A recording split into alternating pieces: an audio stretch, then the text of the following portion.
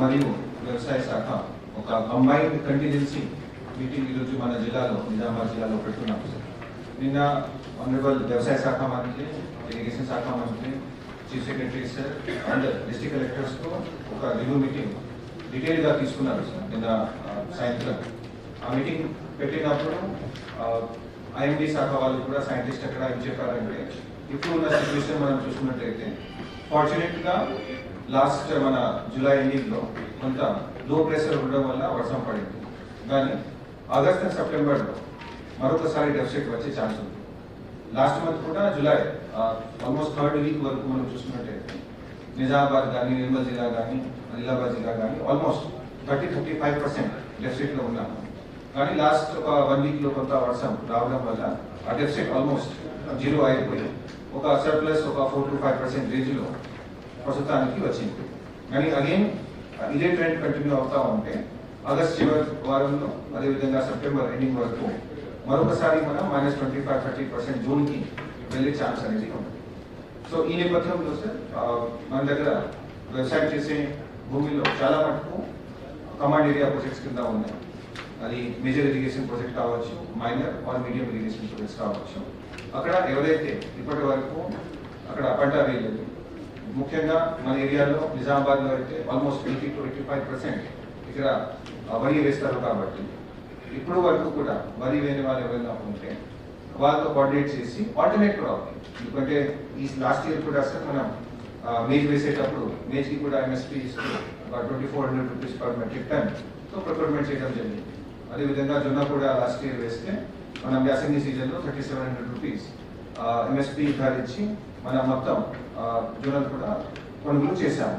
So ఇట్లాంటి కొంత మనం ప్రయత్నం చేసుకుంటే ఇప్పటి వరకు సార్ జిల్లాలో దాదాపు 1,00,000 ఎకరాల కంటే ఎక్కువ భూమిలో ఇంకా ట్రాన్స్ప్లాంటేషన్ పూర్తిగా జరగలేదు.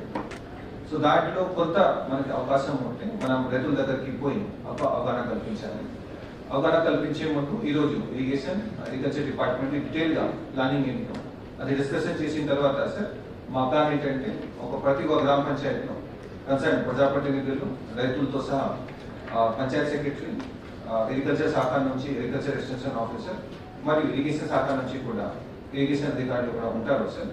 ఆ గ్రామంలో మాట్లాడుతున్నప్పుడు అసలు అక్కడ పంట వేసేటప్పుడు పంటకి నీళ్లు ఎక్కడి నుంచి వస్తున్నాయి, జనరల్గా వాళ్ళు బోర్వెల్ మీద ఆధారపడి ఉన్నారా, లేకపోతే ఏదో ఒక ట్యాంక్ దగ్గరికి పోయి నీళ్లు తీసుకుంటున్నారా, లేదా మనం ఇరిగేషన్ ప్రాజెక్ట్స్ నుంచి విడుదల చేసిన వాటర్ మీద డిపెండ్ అయి ఉన్నారా అనేది చర్చ చేస్తారు. ఒకవేళ ఆ మీద ఆధారపడి ఉన్నారంటే తప్పనిసరిగా అది వలరేబుల్ జోన్ కింద వచ్చేస్తారు. వలరేబుల్ అనేది ఒకవేళ వర్షం పడకపోతే అక్కడ అయితే ఈల్డ్ పూర్తిగా తగ్గే ఛాన్స్ ఉంది, లేదా ఈవెన్ క్రాప్ ఫెయిలియర్ కూడా ఛాన్స్ ఉంటుంది. అట్లాంటి కేసెస్లో మేము మా సైడ్ నుంచి పరిశోధన చేయడానికి ప్రయత్నం చేస్తాము నెక్స్ట్ 3-4 డేస్లో సార్. అండ్ ఇప్పుడు 1,00,000 ఎకరాల భూమి అవైలబుల్ జోన్లో ఉంటే కొంత అయినా దాంట్లో అట్లీస్ట్ 20-25% అయినా వేరే క్రాప్స్ డైవర్ట్ చేయడానికి ట్రై చేస్తాము సార్. సో దాని గురించి చెప్తారు సార్, ఫాలోడ్ బై అయితే చెప్తారు. Good morning to all. Revenue and local body గారికి సార్, అంటే ప్రస్తుతం ప్రాజెక్టులో 1.82, తర్వాత రామడుగులో 0.445 ఉంది, కౌలాసాలో 1.01. ఇంకోటి ఫిజికల్ లొకేషన్ మన దగ్గర లేదు కదా, ఈ జిల్లా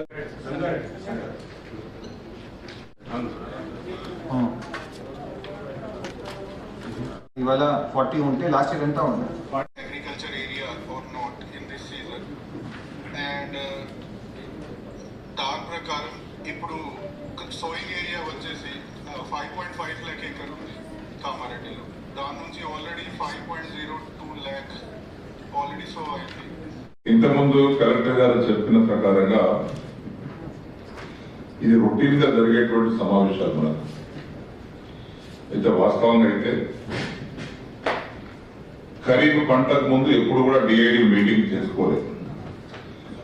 రబీ పంట వేసుకోకంటే ముందే డిస్ట్రిక్ట్ అడ్వైజరీ బోర్డు మీటింగ్ లో అందరు ఎమ్మెల్యేలను రబీ పంట వేసుకోకంటే ముందు ప్రాజెక్టు ఉన్నటువంటి నీటిని అంచనా వేసుకొని ఎన్ని ఎకరాలకు నీళ్లు ఇవ్వగలుగుతాం అనేటువంటి ఆలోచన సెకండ్ క్రాప్ కంటే ముందు గత 30 సంవత్సరాలుగా ఆ నిర్ణయాలు తీసుకుంటా ఉన్నాం.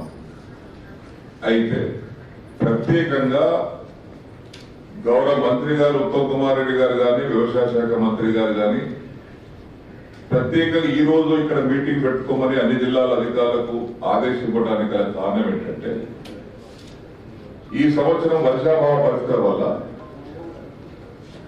మన మృగశిర కార్తెలో నైరుతి ఋతుపవనాలు ప్రవేశించినప్పటికీ ఎల్నినో ప్రభావంతో అనుకున్న స్థాయిలో వర్షాలు రావడం లేదు. కొన్ని ప్రాజెక్టుగా నిండలేదు. రైతులకు వర్షం పడుతుంది కాబట్టి ఈ వర్షానికి ఆశపడి మళ్ళీ వరి నాటు వేసుకుంటే ఆ పంటలకు దిగుబడి దక్కుతుంది. ఒకవేళ నీళ్ళు రాకపోతే పంట నష్టపోతుంది. కాబట్టి నిండినటువంటి ప్రాజెక్టు కొన్ని ఉన్నాయి, నిండినటువంటి ప్రాజెక్టు కొన్ని ఉన్నాయి. కాబట్టి దీని మీద ఒక అంచనా మనకు రావడానికి కోసం జిల్లా కలెక్టర్ గారు శాసనసభ్యులందరూ ఆహ్వానించి సలహాలు తీసుకోవడానికి, మీ అందరి యొక్క సూచన తీసుకోవడానికి సభలు ఏర్పాటు చేశారు. ఇక్కడ రెండు అగ్రికల్చర్ డిపార్ట్మెంట్ వారు ఇక్కడ ఉన్నారు. ప్రధానంగా మీ మీద ఎక్కువ ఆధారపడుతుంది. ఈ ఖరీఫ్ సీజన్ లో ఇప్పుడు వరి పంట వేసుకునే సమయం లేదు. నారుమళ్ళు ఉన్నా ముదిరిపోయి, ఆ ముదిరిపోయి నారుమళ్ళు వేసుకుంటే కూడా పంట రాదు, పెట్టుబడి పోతుంది. వారికి ప్రత్యామ్నాయంగా మళ్ళా వచ్చేది ఏం చేయాలి? పంట పండించే క్రమంలో ఇప్పుడు ఎక్కడైతే ప్రాజెక్టు కింద నీళ్ళు వస్తున్నాయో ఆ వచ్చినటువంటి నీటిని ఏ విధంగా తొందరపడి ఇప్పుడు వేసుకోవాలన్నటువంటి ఖరీఫ్ లో, ఖరీఫ్ ఆల్మోస్ట్ సగం అయిపోయింది. కాబట్టి ఇటువంటి సందర్భాలలో ఏం చేయాలని ఒకటి ఆలోచన. పంటలు వేసుకోవడానికి ఏ పంట వేసుకోవాలి, వేసుకున్న పంటలు ఎట్లా కాపాడాలి, ఈ రెండు మన ముందున్నటువంటి సమస్య. రాష్ట్ర స్థాయిలో కూడా దీనికి ఒక సమావేశం కమిటీ ఉంది. శివం కమిటీలో వేసుకున్న వారికి, వేసుకోవలసిన కాదు, వేసుకున్న వారికి ఈనాడు 10.5 TMC 11 TMC వాటర్ ఉంది. కాబట్టి నిన్నగాక మనం మీటింగ్ జరిగినప్పుడు 10 TMC ఉన్నాయి. 10 TMC ఉన్నాయి. కాబట్టి మిగతా ప్రాజెక్టుల కింద రైతులు పంటలు వేసుకోలేదు, ఆ పరిస్థితి వేరు. కానీ నిజానుసారి కింద పంటలు ఆల్రెడీ వేసుకున్నారు బోర్ల కింద. ఒకవేళ డ్రై స్పెల్ వస్తే ఆగస్టు సెప్టెంబర్, అక్టోబర్ 15వ తారీఖు కోతలు అయిపోతాయి. ఒకవేళ ఆగస్టు సెప్టెంబర్ డ్రై స్పెల్ వస్తే బోర్వేల నీళ్లు తక్కువ పోస్తుంటే నోటికి వచ్చిన పంట పాలు తాగేటప్పుడు, పొట్టలు ఉన్నప్పుడు నీళ్లు తక్కువ పడితే ఎండిపోతుంది. కాబట్టి నోటికి వచ్చిన పంట, అలాంటి పంటను కాపాడడానికి కోసం రైతులు వారి అవసరమైన ఒక సందర్భంలో నీళ్లు ఇస్తామన్న దగ్గరతో నిన్న శివం కమిటీలో అంగీకరించారు. కాలువలో అన్ని అద్భుత ప్రాజెక్టు నేను మంత్రిగారితో మాట్లాడాలనుకుంటున్నాను. ఇప్పుడు మాకు సమస్యల లెక్క మాకు ఉన్న ఆధారం మరొక రిమోట్ ఒక 40-50 విలేజ్లు ఉంది. దాంట్లో ఈ నిజామాబాద్ జిల్లాలో ఎక్కడ లేని ఒక దరిద్రం ఉన్నది. సగం ఇళ్లలో మ్యాగ్నెట్ అవుతాం. దుబాయ్, కువైట్, మస్కట్, ఈ రకమైన శాపం లాగా వెంటాడుతున్నాం. మండలి ఇది సార్, గాంధీపేట మండలం, ఆలూరు మండలం, ఈ మండల్స్ అన్నిట్లో వెరీ విలేజ్లో సగం మంది గల్ఫ్ కంట్రీస్ ఉంటారు. అక్కడ శాపం అట్లనే వెంటాడుతుంది మాకు 50 ఏళ్ళ నుంచి. ఇక ఉన్న ఇప్పుడు అప్పుడున్నప్పుడు కాంగ్రెస్ ప్రభుత్వంలో గుత్కా లిఫ్ట్ ఇరిగేషన్ ఒకటి చేశారు సార్. దానికి సుమారు 40,000 ఎకరాలు, 40,000 ఎకరాలు సార్. ఆ 40,000 ఎకరాలు గిట్లా మేము తిరిగి కాపాడుకోకపోతే ఈ ఉన్న సగం మంది కూడా మళ్ళీ దుబాయ్ పోవాలి సార్. ఇదొక సమస్య. ఇప్పుడు ఏషియన్లో ఓవరాల్గా మాకు మొత్తం ఇంకొక 3 తడులు అయితే మ్యాక్సిమం 2.5 TMC అవసరం పడుతుంది సార్. మొత్తం 40,000 ఎకరాలు. అంటే ఇది ఒక ప్రత్యేకమైన, మీకు కలెక్టర్ గారు దృష్టి తీసుకొస్తుంది. ఎందుకంటే అక్కడ ఉన్న ప్రాంతంలో సగం మంది గల్పు బతకడానికి అవకాశాలు లేక మళ్ళీ ఇక్కడ ఏదైనా తేడాలు వచ్చినా అంటే కాలాన్ని అయితే మార్చలేము. కానీ ఉన్న వాటర్లో లిమిటెడ్గా మాకు 2.5 MC ఇస్తే ఈ 40,000 ఎకరాలు మేము ఏ రకంగా దాన్ని క్రాప్ కంప్లీట్ చేసి అక్కడ ఉన్న మళ్ళీ వలసలు పోకుండా, మళ్ళీ పేదరికం వైపు ఆ ప్రాంతం పోకుండా, నిరుద్యోగం వైపు మళ్ళకుండా మాకు గుర్తి సార్. ఈ SRSP నిజాం సాగర్ కింద గౌరవ బాన్స్వాడ ఎమ్మెల్యే సార్ చెప్పినట్టుగా మనకు సుమారు 81,000 ఎకరాలు సాగులో ఉంది సార్. దీనికి మరి సార్ గారు కూడా చెప్పినట్టు కొంత వాటర్ రిలీజ్ అయ్యే అవకాశం ఉందని చెప్పడం మాకు చాలా సంతోషదాయకం సార్. కొంత రిస్క్ వచ్చేసి ఎస్ఆర్ఎస్పి కింద ఉంది సార్. 1,17,000 ఎకరాలు ఎత్తిపోతల పథకాల కింద, లక్ష్మీ కెనాల్ కింద మరియు ఇతర కాకతీయ కెనాల్ కింద కలిపి ఉన్నాయి సార్. వీటి కోసం మాత్రం ఇప్పుడు ఉన్నటువంటి 40 టీఎంసీలు అన్నారు సార్ చెప్పిన దాని ప్రకారం. నెక్స్ట్ శివం మీటింగ్ అయ్యేంత వరకు చెప్పారు సార్ ఇవ్వాలని.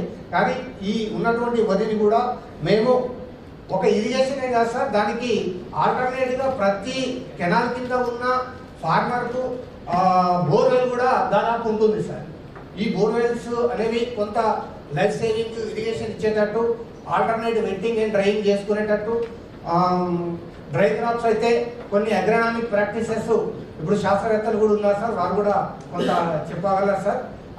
కొంత యూరియా సొల్యూషన్ స్ప్రే చేయడము, పొటాషియం నైట్రేట్స్ స్ప్రే చేయడము, అలాంటి వాటి వల్ల మన రైతులకు జరిగే నష్ట నివారణలో మేము తప్పకుండా సమావేశాల ద్వారా తెలియపరచడం జరుగుతుంది sir. Suitable cultivation, suitable weather మన దగ్గర తెలంగాణ ఆయిల్ పామ్. అదేవిధంగా మీ మండల అగ్రికల్చర్ ఆఫీసర్స్ కూడా ఇక్కడ ఉన్నారు కాబట్టి కొందరు ఎంఏఓస్ తో ఫీడ్బ్యాక్ తీసుకోండి ఏ విధంగా ప్లాన్ చేస్తున్నారు. రెండోది పాయింట్ ఏంటంటే నిన్న కూడా డిస్కస్ చేసినట్టు ఈ ట్యాంక్ ఫిల్లింగ్ స్టేటస్ మీరు రిపోర్ట్ చూసుకున్నట్టయితే వ్యవసాయం తక్కువ ఉన్నది, అది ఇష్యూ కాదు. మనం ప్రతి ఒక్క ఎకరాన్ని కాపాడుకోవాల్సిన బాధ్యత ఉంది. 3 వారాల క్రితము ఫుల్ బ్రిడ్జ్ ఉమ్మడి జిల్లా ఒక 1 month కింద ఎల్నినో ప్రభావము సెప్టెంబర్ వరకు ఉంది. వరి కాకుండా తక్కువ వాటర్ తోటి ఏదైతే మనం పంటలు పండించుకోవాలని అక్కడ పెద్దలు డిపార్ట్మెంట్ అందరూ చెప్పడం జరిగింది. అయినా కానీ ఎందుకంటే వ్యవసాయానికి అలవాటు పడిపోయింది. ఈ మార్పు అనేది ఆయిల్ ఫామ్ కానీ ఇతర పంటల గురించి కానీ ఇంకా టైం కమింగ్ ఇయర్ నుంచి మనం ఎక్స్పెక్ట్ చేయొచ్చు. ఎందుకంటే వరి పండించడము కానీ ప్రభుత్వం ప్రొక్యూర్ చేయడము, మళ్ళీ మినిమం సపోర్ట్ ప్రైస్ రావడం అనేది వ్యవసాయదారులకు అందరికీ అనుకూలంగా, దాంతోపాటు బోనస్. అందుకే వరికి చాలామంది వరికి అలవాటు పడ్డారు. కానీ ఈ సంవత్సరము ఇప్పుడున్న వాటర్ లెవెల్స్ డిపార్ట్మెంట్ హెడ్స్ అందరికి కూడా చాలా నిజంగా చెప్పాలంటే ఇది సెన్సిటివ్ ఇయర్. మీ అందరికీ ప్రతి ఒక్క ఎకరం పంటని మనం ఏ విధంగా కాపాడాలా, ఉన్న వాటర్ని ఏ విధంగా మనం కాపాడుకొని రిలీజ్ చేయాలా. ఎందుకంటే ఇప్పటికీ శ్రీరామ్ సాగర్ కానీ నిజాం సాగర్ కానీ 50% కూడా మనకు ఫీల్ కాలేదు. పర్వాలేదు, గత 3 వారాల నుంచి వర్షాలు పడ్డందుకు రైతులందరూ కూడా బిజీగా ఉన్నారు, సంతోషంగా ఉన్నారు. కానీ రాబోయే ఇంకా 2.5 years మనకు వర్షకాలం ఉంది.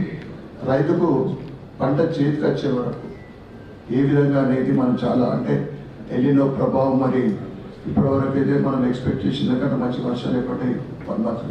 ఇదే విధంగా ఇంకా 2 months మంచి వర్షాలు పడితే మనం అందరం కూడా సేఫ్ అవుతాం. కానీ ఎందుకంటే రైతు ముఖ్యం అందరికీ. రైతు బాగుంటే మనం బాగుంటాం, దేశం బాగుంటుంది.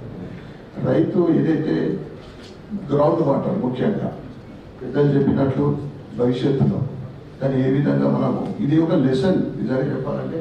ఒకవైపు మనం అనుకోలేదు లాస్ట్ ఇయర్ ఎల్నినో ఈ సంవత్సరం ఉంటుంది, ఎల్నినో ప్రభావం ఉన్నది.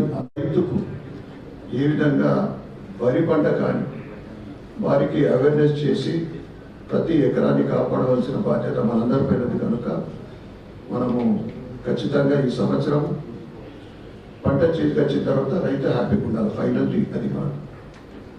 అందరికీ మరొకసారి కృతజ్ఞత ధన్యవాదాలు చెప్పుకుంటూ నాకు అవకాశం ఇచ్చిన పెద్దలకు అందరి డిపార్ట్మెంట్ అందరికీ కూడా నేను ధన్యవాదాలు చెప్పుకుంటాను. కొన్ని ప్లేసెస్లో ఎక్కడైతే కోతుల సమస్యలు లేవు అక్కడ మనం వెజిటబుల్ క్రాప్స్ కూడా వేయవచ్చు. మూడోది ఇంకా ఐడి క్రాప్స్లో మీ దగ్గర రెడ్ గ్రామ్ ఉంది, ఇంకా కొన్ని పంటలు ఉన్నాయి, వాటిని మనం ప్రోత్సహించాలి సార్. సో ఈ 3 విషయాల్లో సార్ మేము ఈ రోజు నుంచి కొంత 140 ప్లేసెస్లో వర్క్ చేస్తాం సార్. ఐ రిక్వెస్ట్ ఎస్ఎల్వి గారు to propose vote. Thank you.